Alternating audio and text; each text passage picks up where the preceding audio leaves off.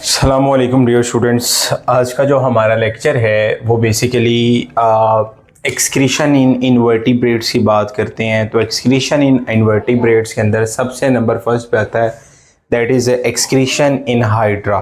ठीक है, तो जब हाइड्रा के बारे में आपने लिखना है, ये शॉर्ट क्वेश्चन में पूछा जाता है which is the main excretory structure is present in the hydra. तो हाइड्रा के अंदर पहली बात आपने याद रखनी है, कोई भी स्पेशलाइज्ड किस्म का स्ट्रक्चर मौजूद यहाँ पर नहीं है। There is no specialized structure, पहली बात।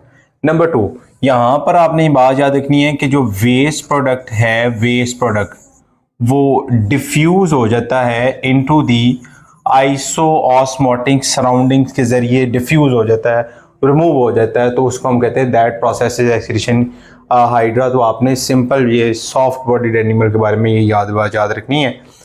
अगर एक्सक्रीशन प्लेनेरिया के बारे में पूछा जाए तो प्लेनेरिया का जो ताल्लुक आपने शॉर्ट हैंडेड याद रखना है फ्लैट वॉर्म से है। ठीक है, that is belong to the flat worm, पहली बात। दूसरी बात आपने याद रखनी है, यहां पर आपको एक excretory tubular structure, excretory tubular structure है, और वो एक्सक्रीटरी ट्यूबुलर स्ट्रक्चर हमें इंटरनली तौर पर नज़र आता है। ठीक है, और हम यहाँ से उसे रेक्टिफाई करते हैं कि भाई कैसे वेस्ट मटेरियल जो होता है उसकी बॉडी से रिमूव आउट होता है। ठीक है, प्रोटोनेफ्रीडियम किसे कहते हैं? Basically that one is a network of tubule, close tubule, network of close tubule, and this tubular setup is capped by flame cells। ठीक है, अब इसकी बॉडी के स्ट्रक्चर के हवाले से हम ज़रा इसको ज़रा स्टडी करते हैं। ये हमारे पास है जी प्लेनेरिया, ये हमने प्लेनेरिया बना दिया है। आगे इसको थोड़ा सा खूबसूरत भी कर देते हैं। ये एक प्लेनेरिया है, हंसता मुस्कुराता एक प्लेनेरिया है। ठीक है, अच्छा, इस प्लेनेरिया के अंदर हम किस चीज़ को देखते हैं?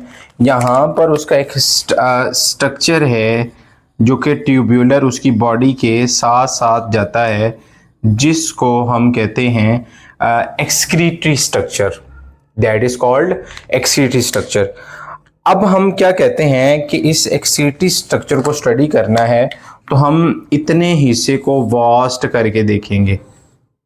ठीक है, अब इतने हिस्से को जब हम वास्ट करके देखेंगे तो हमें कुछ इस तरह का एक ट्यूब्यूल लाइक स्ट्रक्चर,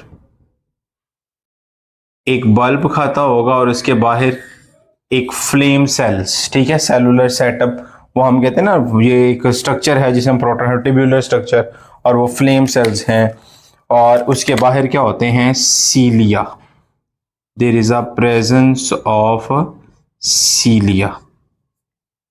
अब ये बॉडी के अंदर फॉर एग्जांपल इंटरनली कहते हैं हम, बॉडी में हमारे पास ये क्या है? This one is a waste material. ठीक है, वेस्ट मटेरियल। अब इसको अगर हम आगे डिवाइड कर दें तो आगे जाके बहुत सारी ब्रांचेस बनती हैं। ठीक है, मसलन फॉर एग्जांपल आगे हम कहते हैं ये, फिर आगे जाकर एक ये बन गई नाली। ठीक है, तो सब डिवीजन होते होते होते होते ये आगे जाके जो नालियाँ हैं वो आगे जाके, और जिस तरह के ये आगे पोर्स बना देंगे, इन पोर्स का नाम क्या होगा? That is called nephridiopore, that is called nephridiopore. और ये जो आपके पास ये जो फ्लिकरिंग फ्लेम की तरह है, जिसे हम फ्लेम सेल का नाम दिया है, और फ्लेम सेल्स के बाहर ये क्या है? सीलिया। इनकी बीटिंग से क्या होता है कि जो वेस्ट मटेरियल है वो जाता है एक्सक्रीटरी स्ट्रक्चर में, इस ये मीडियम पे आएगा, और ये एक्सक्रीटरी स्ट्रक्चर के यहाँ पर जो मैंने बॉडी के अंदर वो बनाए हैं ना, फॉर एग्जांपल ये नेफ्रिडियोपोर, और यहाँ से उसका बॉडी मटेरियल क्या हो जाएगा?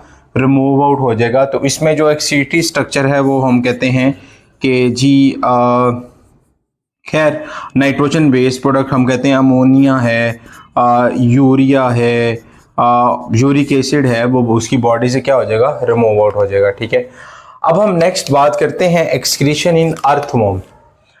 अर्थवॉर्म का सबसे पहले हमारे पास इसका ताल्लुक एनिलिडा, ठीक है, कॉकरोच का आर्थ्रोपोडा, ठीक है, एनिलिड्स के अंदर जो हैं वो हम कहते हैं अर्थवॉर्म आ गया। और इनकी जो बॉडी है, ठीक है, इनकी जो बॉडी है मेटामेरिकली इनके अंदर सेगमेंटेड बॉडी है। Their body is segmented plus tubular. यहां पर आपने दो चीजें याद रखनी है, सेगमेंटेड भी है और क्या है, ट्यूब्यूलर है। अब जब सेगमेंटेड की बात की है तो यहां पर हम छोटे छोटे सेगमेंट्स बना लेते हैं। एक, उसके बाद आपके पास आ गया 2 और उसके बाद आ गया 3। अच्छा, 3 बातें हमें यहाँ से, वो 3 सेगमेंट हम बना ली हैं। अब यहाँ से आपने उसकी नेफ्रोस्टोमिक ओपनिंग, ये नेफ्रोस्टोम और एक ऐसे एक्सक्रीटरी नाली जा रही है, और एक्सक्रीटरी नाली जो है वो आगे जाकर ओपन हो रही है यहाँ पर, जिसको हम कहते हैं नेफ्रीडियोपोर।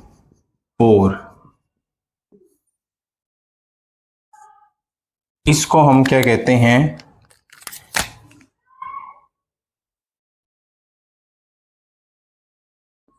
नेफ्रोस्टोम। एक ओपनिंग है, उस ओपनिंग का नाम नेफ्रोस्टोम है, जहां पर एंडिंग हो रही है उसे हम नेफ्रीडियोपोर कहते हैं। ठीक है, और यहाँ पर हमें कुछ ब्लड वेसल्स नजर आती हैं। ठीक है, अब होगा क्या इनकी बॉडी के अंदर, फॉर एग्जांपल ये फर्स्ट पार्ट है, यहाँ पर फ्लूइड मौजूद है, और वो फ्लूइड यहाँ पर वेस्ट मटेरियल भी मौजूद है, जिसका जो नाम है वो है जी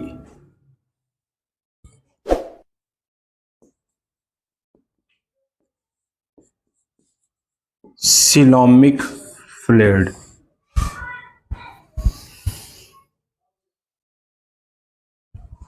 वो जो सिलोमिक फ्लूइड है वो मूव कर रहा है इस नाली से, और इस नाली से मूव करता करता आ जाएगा यहाँ पर। अब ब्लड वेसल्स उसमें से मैक्सिमम चीज़ें जो उसके काम की हैं उसको तो कर लेंगी एब्जॉर्ब, मसलन अमाइनो एसिड या एसेंशियल न्यूट्रिएंट जो उसकी बॉडी के लिए ज़रूरी हैं उनको तो उसने एब्जॉर्ब कर लेना है। बट जो एक्सक्रीटरी प्रोडक्ट होगा वो इसकी बॉडी के ज़रिए, नेफ्रीडियोपोर के ज़रिए क्या हो जाएगा, रिमूव आउट हो जाएगा। और इसी तरह अगर हम देखें, ये अब इसके अंदर भी सिलोमिक फ्लूइड हो आ सकता है। ठीक है, अब ये उसके बाद ये एक नाली है, ठीक है, जिसे हम नेफ्रोस्टोम कहा है, और मैं इसको जल्दी से बना रहा हूँ तो आप ज़रा इसको, यानी कि इस तरह करके नालियाँ पूरी ट्यूब्यूलर। अब ये भी याद रखना है, ये पूरी एक सिंगल नाली आपने यहाँ पे पढ़ी थी, लेकिन यहाँ पे मल्टी किस्म की हैं। ठीक है, और इसमें जो वेस्ट मटेरियल हमारे पास जो होगा वो दैट इज़ यूरिया। ठीक है, मल्टीपल वैसे होते हैं लेकिन यूरिया यहाँ से मेजरली तौर पर मेजॉरिटी देखेंगे तो ये यहाँ पर रिलीज आउट हो जाएगा। ठीक है,